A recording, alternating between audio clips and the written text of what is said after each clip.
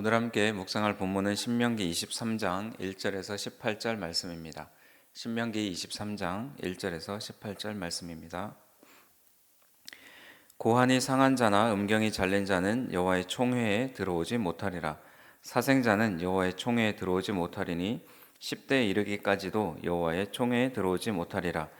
암몬 사람과 모압 사람은 여호와의 총회에 들어오지 못하리니 그들에게 속한 자는 10대뿐 아니라 영원히 여호와의 총회에 들어오지 못하리라.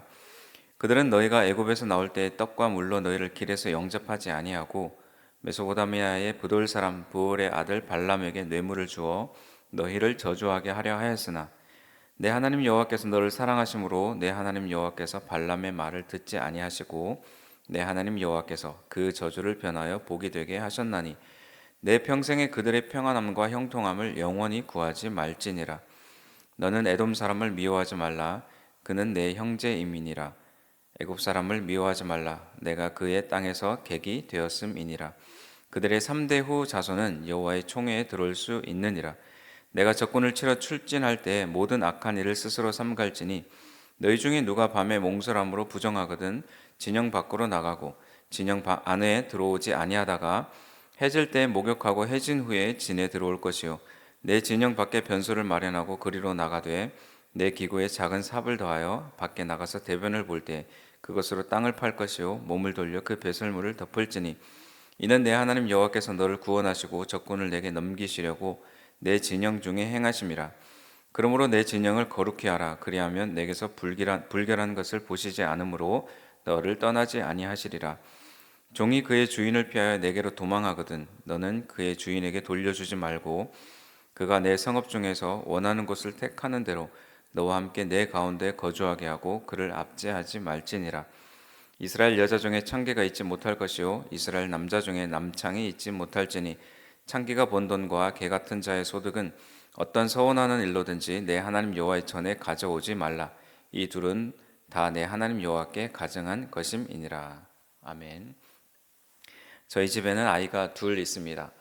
아내와 네 식구가 사는데 아이들이 좀 컸음에도 불구하고 방이나 거실을 계속적으로 깨끗하게 유지하는 것이 어렵습니다. 치워도 금방 더러워지고 아이 뒤를 따라다니면서 치워야 하는 그런 상황이 생깁니다. 그래서 때로는 엄하게 너가 먹었을 때 간식을 먹었을 때 뒷정리를 해야 한다 이렇게 엄하게 이야기하기도 하고 때로는 치워주지 않고 언제까지 내버려두나 지켜보기도 합니다. 깨끗하게 하는 것은 어려운데 더럽게 하는 것은 너무 쉽습니다.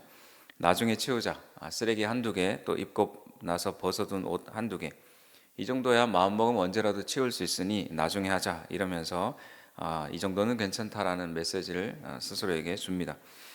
그런데 결과는 점점 더러워지고 있는 상황을 보게 됩니다. 이스라엘 백성이 민족을 이루어서 출애굽을 하고 난 다음에 광야에 머물고 있는데 거룩하게 구별된 민족이 되는 것은 간단하지만은 않습니다. 여러 민족이 광야에 함께 머물러 있기도 하고 또 주변에 여러 민족들이 있기도 합니다. 방을 깨끗하게 계속 유지해 가는 것처럼 때로는 그것이 잘 지켜지지 않더라도 우리는 공동체가 거룩함을 유지하도록 힘을 써야 합니다. 이 정도는 괜찮다라는 생각들이 모이고 모여서 공동체의 거룩함을 잃게 하고 세상의 교회를 향해서 감탄을 할 일이 없어지게 만들어 버립니다. 그래서 밋밋한 교회, 감동을 주지 못하는 교회, 또 감동을 주지 못하는 크리스찬이 되고 마는 것이죠. 그것은 거룩함을 잃어버렸기 때문이고 그 잃어버린 것에 대해서 대수롭지 않게 생각하기 때문입니다. 신명기 23장 말씀을 보면서 우리가 거룩한 공동체를 계속적으로 지켜가는 것, 세워가는 것 이것을 함께 꿈꾸기를 소망합니다. 오늘 본문을 세 부분으로 나누어 살펴보면 1절에서 8절은 총회에 들어오지 못하는 자들, 또 9절에서 14절은 진영을 거룩하게 하라, 또 15절에서 18절은 기타 규정에 대해서 말씀하고 있습니다. 먼저 첫 번째로 총회에 들어오지 못하는 자들에 대한 설명입니다. 오늘 본문을 보면 총회에 들어갈 수 있는 자격을 엄격하게 제한하고 있는 것을 볼 수 있습니다. 총회라고 사용된 단어는 모으다라는 뜻을 가지고 있습니다. 하나님 말씀을 듣기 위해서 또 율법을 받기 위해서 또 여러 종교적인 목적들을 위해서 모여야 할 의무가 있었습니다. 그런데 이 총회라는 것은 일반 대중이나 무리 또는 군중, 회중 이런 단어들과는 차이가 있습니다. 쉽게 말해서 우리나라에 많은 사람들이 살고 있는데 투표권이 있는 사람이 있고 없는 사람이 구분되어집니다. 공동체에 대한 권한을 가진 사람들이 모이는 것이 총회라고 우리가 생각해 볼 수 있습니다. 1절과 2절에 보면 총회에 들어오지 못하는 사람들에 대한 설명이 있는데 1절에 보면 고환이 상한 자나 음경이 잘린 자는 여호와의 총회에 들어오지 못하리라. 고환이 상하거나 음경이 잘린 자는 성기능을 제대로 할 수 없고 또 그래서 자손을 낳을 수 없는 사람이 되고 맙니다. 예를 들어서 내시와 같은 이들이라고 할 수 있습니다. 2절에는 사생자는 여호와의 총회에 들어오지 못하리니 10대에 이르기까지도 여호와의 총회에 들어오지 못하리라. 여기서 사생자라고 기록된 단어는 우리가 현대에서 이해하는 것처럼 결혼 외에 어떤 관계 속에서 태어난 아이를 말하는 것이 아니라 혼혈아를 의미합니다. 근데 단순한 혼혈아를 의미하는 것이 아니라 히브리 사전에는 이 의미를 금지된 혼혈아라고 설명을 합니다. 말하자면 이스라엘 사람이 금지된 이방 종교를 따르는 그런 사람들과의 결혼 속에서 태어난 그런 자녀를 말하는 것이죠. 이런 것이 허용된다면 누구나 이방인들과 결혼하는 것을 어렵게 생각하지 않고 많이 할 수 있는 그런 상황이 되기 때문에 이런 사생자 즉 혼혈아를 총회에 들어오지 못하도록 금지했던 것입니다. 암몬 사람과 모압 사람은 영원히 총회에 들어오지 못한다라고 말씀하고 있습니다. 4절에 보면 애굽에서 이스라엘 백성들이 나올 때 도와주지는 못할 망정 저주까지 하려고 했기 때문에 그렇습니다. 암몬 사람과 모압 사람은 이스라엘 입장에서는 공동체를 무너뜨리고 또 총회에 만약에 들어와서 뭔가 참여할 수 있는 자격이 된다라면 사실은 역적을 내부에 두고 마는 것과 같은 그런 상황이 되는 것이죠. 6절에 암몬과 모압 사람을 위하여서 내 평생에 그들의 평안함과 형통함을 영원히 구하지 말지니라라고 말씀하고 있습니다. 그래서 총회에 배척할 뿐만 아니라 그들과 뜻을 같이 하지 말라고 하십니다. 이웃의 평안과 형통함을 우리가 구한다라는 것은 나라와 나라 민족끼리 평화적인 어떤 협약을 맺거나 동맹을 맺는 것 이런 것을 말하는데 그런 동맹을 맺지 말라라고 말씀하고 있는 것이죠. 그런데 에돔 사람과 이집트 사람에 대한 규정은 조금 다릅니다. 당장은 안 되지만 3대 후의 자손은 총회에 들어갈 수 있다라고 합니다. 에서의 후손인 에돔 사람은 이스라엘의 형제이기 때문입니다. 또 이집트 사람도 당장은 아니지만 회중에서 총회로 들어올 수 있는 가능성이 있다고 말합니다.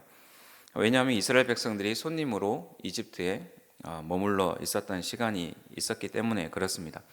물론 손님의 시간에서 노예의 시간으로 시간이 지나면서 흘러갔지만 객으로 손님으로 이집트에 머물러 있으면서 그 환경을 통해서 셀 수 없는 자손으로 번성하게 된 이유도 있습니다. 무엇보다도 출애굽기 12장 38절을 보면 이스라엘 백성들이 애굽에서 나올 때 수많은 잡족과 양과 소와 심이 많은 가축이 그들과 함께 하였으며 출애굽을 할 때 이스라엘 자손들만 나온 것이 아니라 수많은 잡족 여러 다양한 민족들이 함께 나왔다라고 기록을 하고 있습니다. 이집트를 지금으로 치면 미국과 같은 나라인데 무시받는 약소 국가인 노예이고 종으로 취급을 당하고 있는 이스라엘 자손을 따라간다라는 것은 이들이 믿는 하나님을 보았기 때문에 경험했기 때문이라고 우리가 이해할 수 있습니다. 그들이 물론 따라 같이 나오긴 했지만 아직은 하나님의 말씀을 온전히 듣고 따르기에 부족하기에 그리고 또 그들이 이스라엘 자손을 힘들게 했기 때문에 그러나 그럼에도 불구하고 함께 하나님을 섬기는 이스라엘 자손을 함께 따라 나왔다라는 것을 고려해 주시는 그런 조치라고 할 수 있습니다. 그래서 공동체에 함께 포함되고 조건부로 총회까지 들어올 수 있는 그런 하나님의 은혜가 있었던 것입니다. 하나님은 이렇게 여러 규정으로 총회를 죄로부터 지켜나가기를 거룩하게 지켜나가기를 원하십니다. 여러 성적인 표현이 기록되어 있다라는 것은 당시 시대 상황이 그러한 성적 범죄가 만연해 있다는 것을 보여주는 증거이기도 합니다. 악은 어떤 모양이라도 버리려고 노력하는 버리고 제거해 버리는 노력을 계속할 때 공동체가 바로 세워질 수 있습니다. 두 번째 9절에서 14절은 진영을 거룩하게 하라라고 말씀합니다. 이스라엘 공동체가 거룩함을 지켜야 하는 것은 거룩한 전쟁을 치러야 하기 때문에 그렇습니다. 9절에 내가 적군을 치러 출전할 때 모든 악한 일을 스스로 삼갈지니, 악을 멀리하면서 구별된 삶을 살아가는 것은 우리가 매일의 삶 속에서 치르는 전쟁과 같습니다.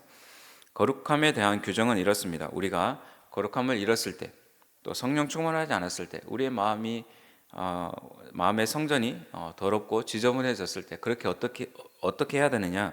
그럴 때는 시간을 두고 뉘우치는 시간을 가지도록 요구하고 있습니다. 14절 앞부분을 보면 이는 내 하나님 여호와께서 너를 구원하시고 적군을 내게 넘기시려고 내 진영 중에 행하심이라. 그러므로 내 진영을 거룩하게 하라, 거룩히 하라. 진영 중에 계신 하나님, 지금으로 치면 우리 안에 내주하고 계시는 하나님. 그래서 그런 영광만 우리가 누릴 것이 아니라 당연한 도리를 우리가 행해야 합니다. 그것은 우리의 마음을 거룩하게 해야 할 이유가 되어지는 것이죠. 하나님이 늘 함께 하시기 때문에 우리가 거룩해야 합니다. 15절에서 18절은 기타 규정에 대해서 말씀하고 있습니다. 도망 온 종에 대한 규정이 기록되어 있는데, 그 도망 온 종이 이스라엘의 종인지 아니면 다른 민족의 다른 나라에서 온 종인지 구별하고 있지는 않습니다. 고대법에 도망한 종은 도망한 종에게는 피난처를 제공해 주지 못하게 되어 있습니다. 만약에 그것을 허용한다면 종들은 누구나 할 것 없이 다 도망가고 말 것입니다. 서로 얼굴도 모르는 그런 주인들이지만 자신들의 기득권을 서로 유지하려면 종들이 도망갔을 때 잡아서 돌려보냄을 통해서 주인과 종의 그 사회 구조를 견고하게 계속적으로 유지해 갈 수 있을 것입니다. 함무라비 법전에 보면 남의 종을 잡아두거나 보호해주면 사형에 처한다는 규정도 있을 정도입니다. 그런데 오늘 본문은 놀랍게도 도피한 종들이 택한 곳에서 살 수 있도록 해줍니다. 종을 종으로 보지 않고 사람으로 봅니다. 종을 동물이나 물건이나 누구의 소유로 보지 않고 사람으로 여깁니다. 당시의 세계관으로 보면 15절, 16절은 아주 충격적인 규정이라고 할 수 있습니다. 그러나 이스라엘 자손에게는 충분히 이해할 수 있는 마음이 있습니다. 왜냐하면 이집트에서 종으로 살았던 이스라엘 자손들에게 종의 삶이 어떠한지는 누구보다 잘 알 수밖에 없기 때문에 그렇습니다. 그런 처지를 느꼈기 때문에 그들을 보호해 줘야 하는 것입니다. 얼마 전까지만 해도 자신들도 종이었습니다. 하나님이 그것을 잊지 않게 하시는 것입니다.